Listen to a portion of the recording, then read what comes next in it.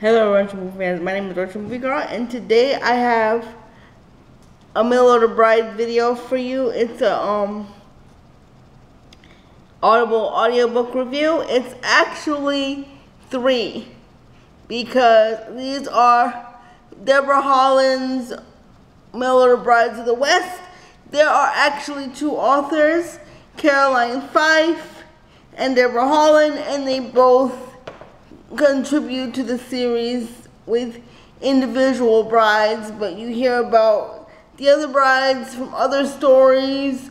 They're interconnected, you might say. And this time we have Bertha, Darcy, and Prudence. Those are the books I own, so as a result, those are the books that are going to get reviewed in very short little descriptions here.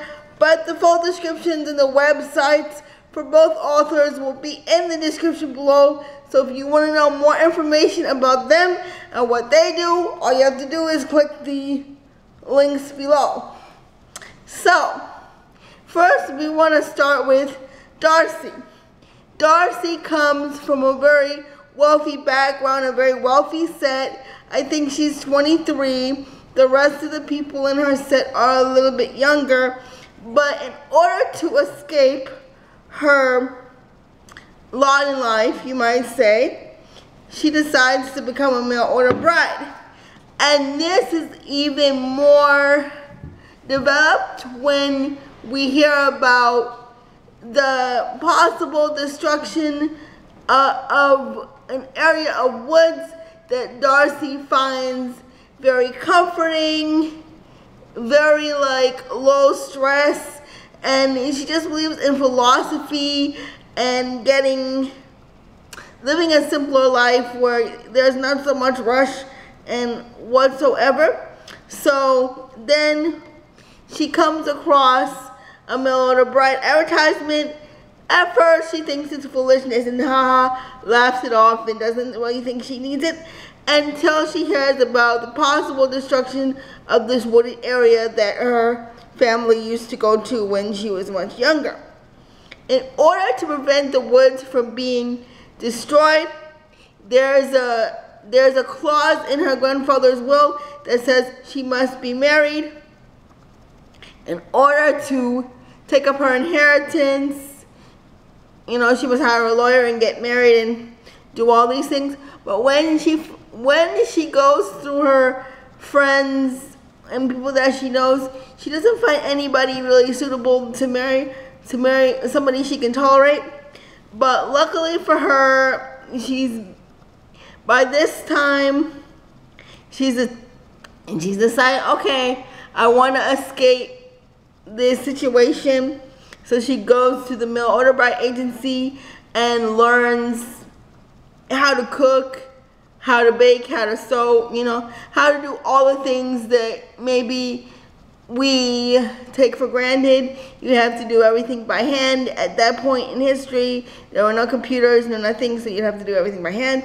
So Darcy takes time to learn those things, and she gets very comfortable in the way that she's living at the agency, and seems to forget, well, I'm supposed to get married.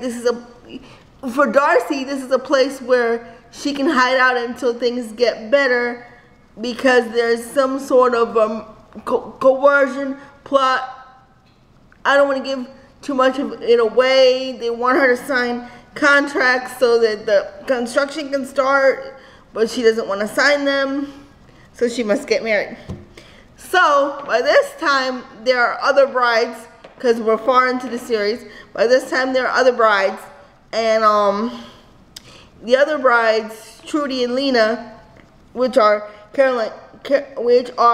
also Debra Holland and Caroline Fife brides, they decide that, there's this man called Gideon Walker. He's kind of a hermit, but he loves quotations and a simpler life too. Maybe him and Darcy can get together and, try to make something happen, and Darcy will feel safer and everyone will get what they want. Gideon hears of this and doesn't really want to get married, but he decides that well, maybe I should write her a letter. But he doesn't really he never really sends the letter. Darcy ends up coming to Sweetwater Springs where he lives in the woods and proposing this whole marriage thing to him. Since they are of like-minded sort, she does propose to him and tell him all the things that will happen if she doesn't get married, and that she's in danger, and Gideon feels compelled to help her out and get to know her a little bit better, and they form a bond, a really good bond. And when things go kind of sideways, he's there for her and she's there for him. In the next one, which is Prudence, Prudence is sharp-tongued, mean. She's just basically the thing that rhymes with witch all the time. She's critical and she bashes other people whenever she gets a chance. She makes fun and bashes other people, especially the brides that live with her. She refuses to help clean, refuses to help do anything, and throws temper tantrums over the least little things, like, for example, her biscuits. If her biscuits are not perfect, she throws a temper tantrum. And at this time in the series, there are only maybe 2 brides left. It's her and Bertha, and she's always thinking of Bertha as a cow and, you know, all these terrible things. So when it comes time for Prudence and Bertha to leave the agency, because the person that runs the agency has decided to go look for one of the other brides from a previous book while she's pregnant, and get to know her husband and get to know her situation a lot better. Anyway, she's not sure what she wants to do. So there's this man named Michael Morgan. He owns a town called Morgan's Crossing. And in the process, you know, he really wants a wife, someone who he can kind of trick and manipulate into sleeping with him, keeping his bed warm, making him look good in front of the townspeople, things like that. So he proceeds to get in touch with the mail order brides in hopes that they can recommend someone they know. Michael is kind of caustic and standoffish to them and doesn't really think a lot of them or their husbands for that matter, and he sets their backs up. He gets them mad.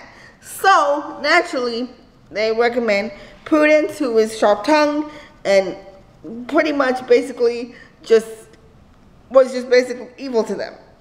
So in this process, he sends a letter to Prudence Crawford after getting the recommendation, and he says things like, you know, he's rich and he provides gold flakes in order to prove that he's rich. But in the course of this whole type thing where she goes to the place of Morgan's Crossing and finds out that what Michael said is not actually true, the town isn't really set up for anything. The children who are school age, there's no school, there's very little church activity, there's absolutely nothing going on. And in the process of this, Prudence tries to rectify some of the things that are going on in the town. She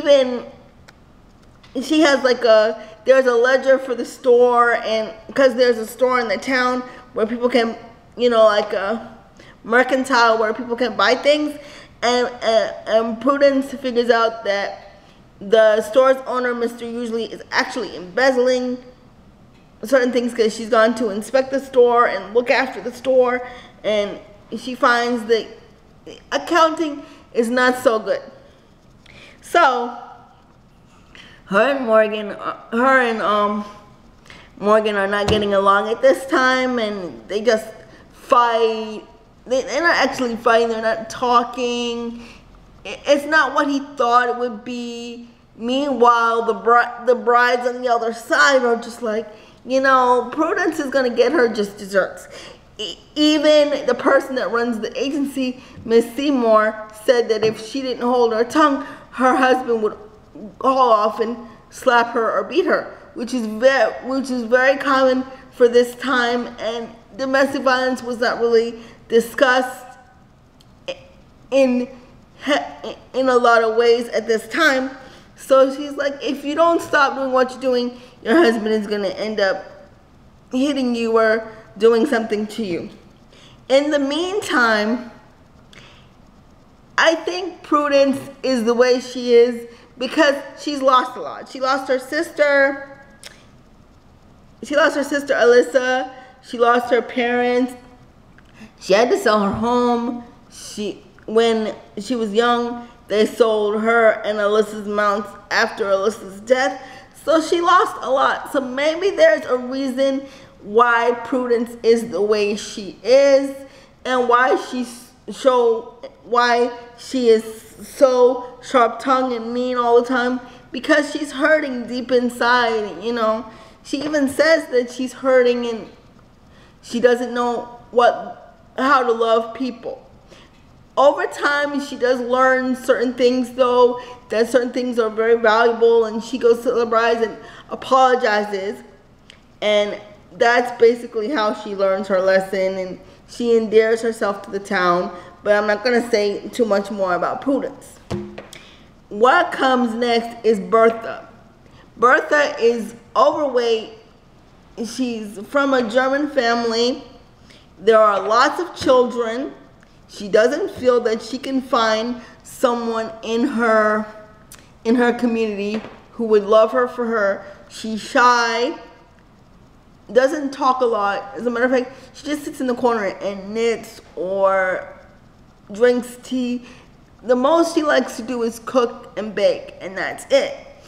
Anyway, when Bertha's story starts, she's at the agency and she has to leave the agency, but she goes back home and everything is pretty much normal. But her mother, who they call Muti, is really heavy on her about group participation, participating in the family's parties, their get-togethers. Participation is a really big thing. So she informs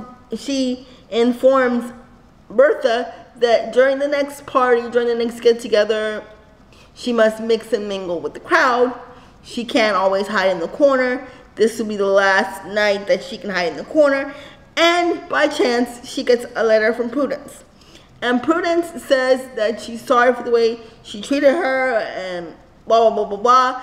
And can she come and work for Prudence as a cook for the miners, because Mr. Gabellini can't cook for beans, and she'd like to fire him and pay her a little bit more. So she's able to come and help Prudence, and they're able to make up for some of the things Prudence said and did to her. She's forgiving.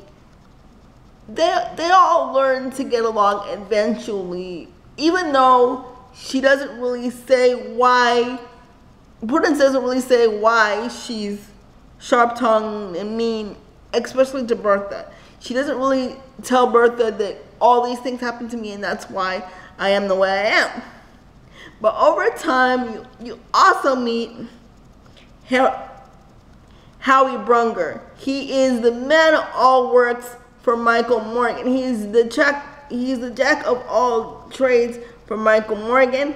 And eventually, in the course of things, Howie is asked to watch over Bertha, make sure she's all right, and if she has to go home or anywhere, he's to take her there, follow her, make sure that she gets there all right.